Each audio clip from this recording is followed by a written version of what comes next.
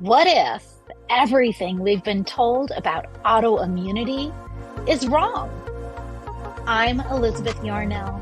After awakening partially blind one morning in 1999, a doctor told me my multiple sclerosis would put me in a wheelchair within 10 years. I refused to accept that as the end of the story, so I started investigating. Welcome to the Inflammation Investigator, the podcast that uncovers the inflammation lurking underneath your ailments. Because autoimmune and chronic conditions should not be viewed as death knells when they are actually alarm bells. I'm a traditional naturopath and founder of the Inflammation Academy. And in 2 episodes every week, we dig into what conventional medicine might be missing. If you're living with chronic or unexplained symptoms, this investigation is for you.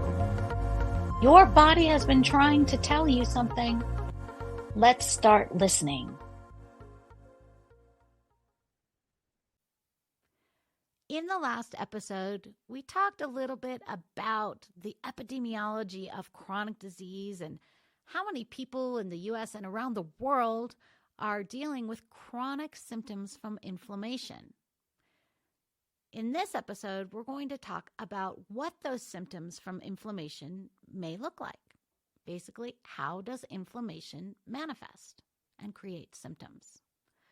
Don't forget, I will be reading, so if I seem like I am looking at the computer screen, that is because I am.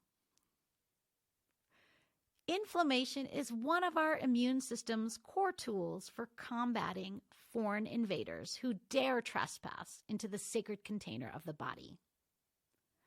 From our heads to our toes, inflammation can cause a variety of symptoms, ranging from digestive dysfunction to body aches and pains, mobility, or functional issues, clear thinking, decision-making, or even mood and mental health challenges. Almost every pain, discomfort, or dysfunction in a body is due to inflammation. We call these aches, pains, and dysfunctions symptoms. Besides inflammation, the other weapons our immune system can deploy to combat foreign invaders include antibodies and heat. The fact that humans have survived this many millennia proves these tools can be very effective. Once encountered, our white blood cells manufacture and code antibodies to match specific bacteria, fungi, viruses, and toxins in order to capture, kill, and remove the undesirable foreign invader. Heat works because many viruses cannot survive in an environment much above the normal human body temperature of 98.6 degrees Fahrenheit, 37 degrees Celsius.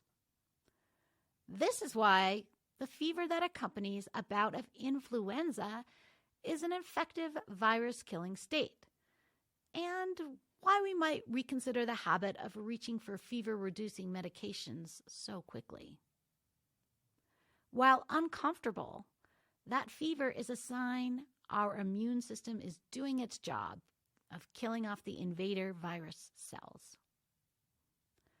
So why doesn't our immune system seem to be working correctly when it comes to the chronic inflammation characteristic of autoimmunity, where we haven't found evidence of an infection?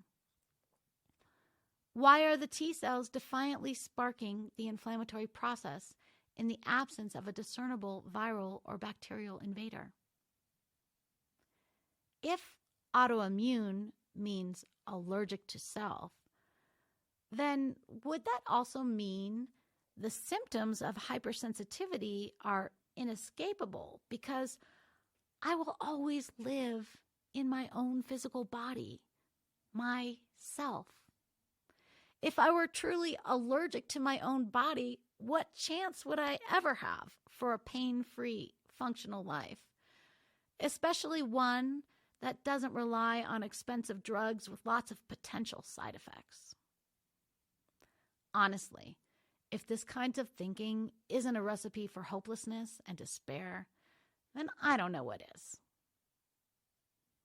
In fact, it may not come as a surprise to learn that inflammation and depression go hand in hand. Since inflammation spreads throughout the body via the bloodstream, it affects the way we experience the world. Inflammation is systemic. It affects every system in the body and even crosses the blood-brain barrier into the brain. When your brain is inflamed, communication between the brain and the body may be interrupted, and primal emotions supplant rational thought. Multiple sclerosis is a disease of inflammation, as are all autoimmune conditions. In real-world terms, this means that for many MS sufferers, life is unpredictable. One day you might feel like a normal person, capable of managing your daily tasks at work and at home, while the next finds you weepy, with legs that buckle when you try to stand and no energy to even try. According to allergists at Auckland City Hospital in Auckland, New Zealand, in their dermnet.com article titled Allergies Explained, hypersensitivity describes the broad immunological response of the body overreacting to something that wouldn't normally trigger a response, while an allergy is the clinical manifestation of the hypersensitivity. While I mainly refer to hypersensitivity reactions in my work, most allergic reactions fall under the same umbrella.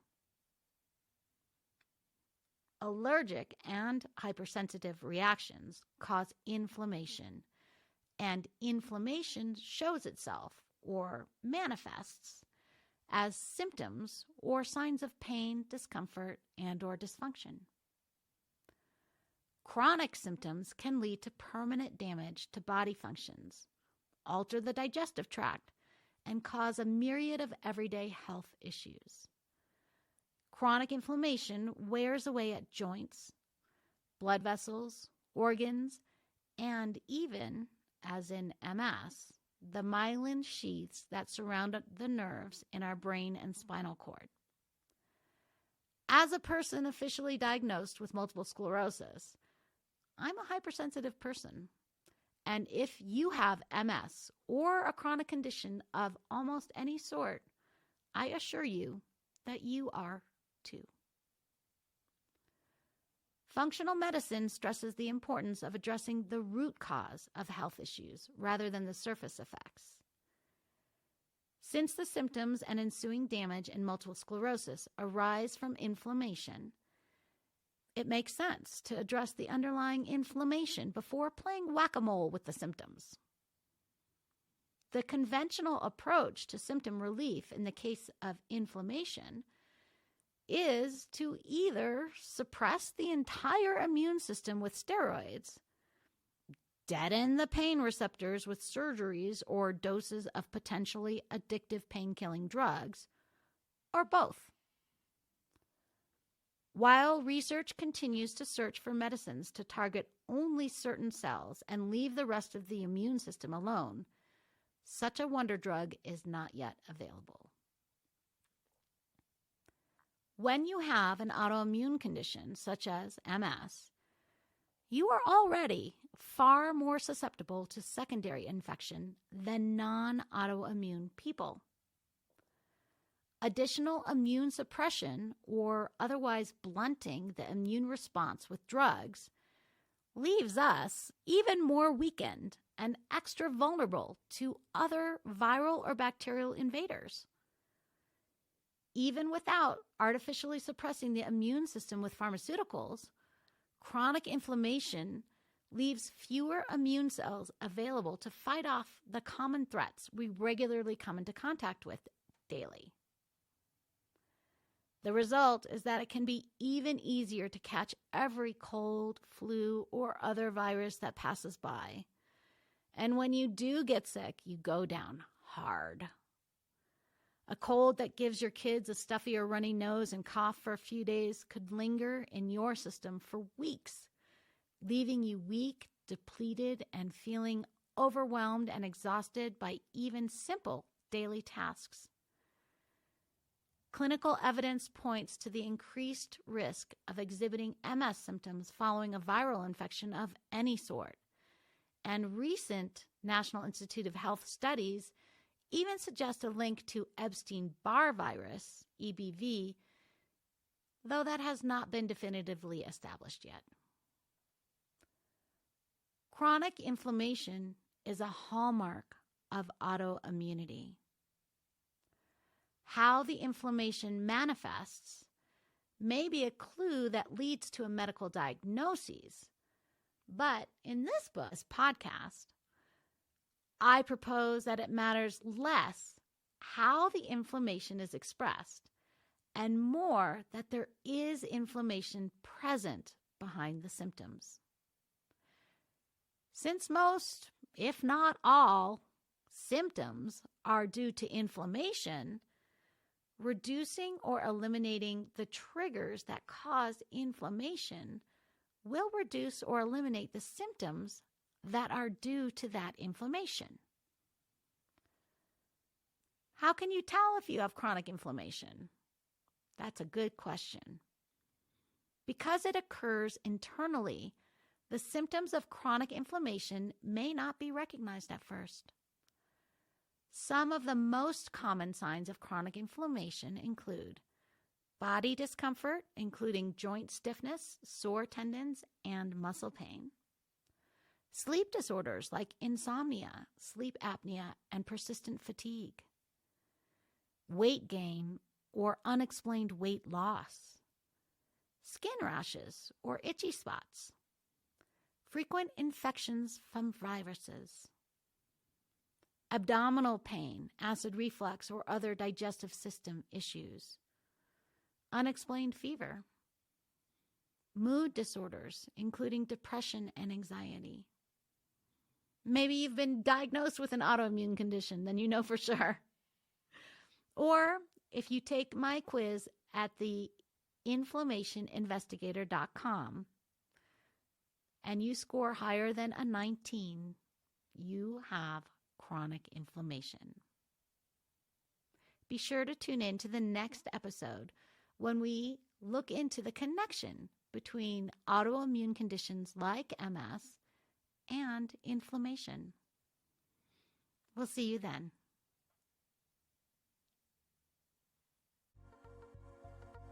And that's another case filed on the Inflammation Investigator. Remember, every symptom is your body's way of communicating. We just need to learn the language. If today's episode sparked something for you, I want to hear about it. Share your own investigation discoveries with me on social media at Elizabeth Yarnell, or find me at elizabethyarnell.com. Your experience could be exactly what another listener needs to hear. And make sure you're subscribed so you never miss an episode. And here's the thing about investigations. They work best when you're not going it alone. If this podcast is helping you uncover the answers you've been searching for, please like, rate, subscribe, and review, and share it with someone who needs to hear this message. As a new podcast, these actions mean more than you know. Want to dive deeper into your own inflammation investigation? Head over to inflammationinvestigator.com, where you can take my free inflammation quiz to uncover which hidden triggers might be affecting your health. Until next time, this is Elizabeth Yarnell, your inflammation investigator, reminding you that the solutions to your health issues are out there. Let's find them together.